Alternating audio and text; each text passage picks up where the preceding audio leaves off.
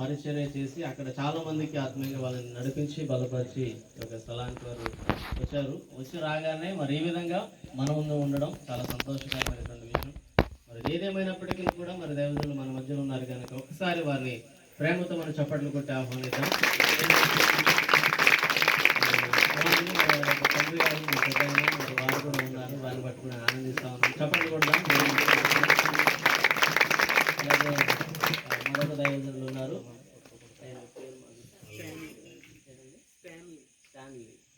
మరి స్టాన్లీ గారి గురించి కూడా మనం చప్పట్లు చేద్దాం.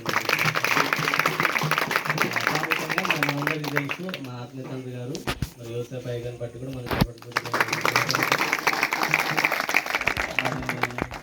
మనలాగా మరి దేవుని యొక్క సేవ పరిచర్యలో సువార్తలో మరి అయ్యగారికి సహకరిస్తున్నటువంటి టీం అందరిని బట్టి మనం ఒకసారి చప్పట్లు కొట్టి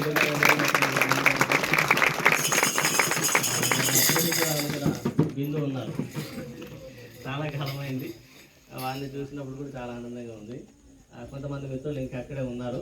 ఏదేమైనా కూడా వాళ్ళు మరి అక్కడ ఉండడం కూడా మంచిదే కదండి. ఇక్కడ ఆత్మీయ ఆహారానికి దేవుని సేవకులు ఉన్నారు, మరి శరీరానికి కావాలి కదా, దాన్ని భద్రపరచాలంటే అక్కడ మరి చూడాలి.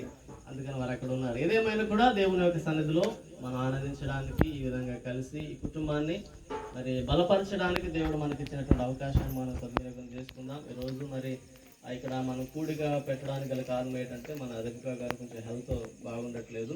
మరి వారి యొక్క క్షేమం కొరకు మనము ఇక్కడ ప్రార్థన కూడిగా పెడతా ఉన్నాం. ఏదేమైనప్పటికీ కూడా మంచి అభిషేక్తుల్ని యొక్క స్థలానికి నడిపించడం కూడా దేవుని చిత్తమేమో.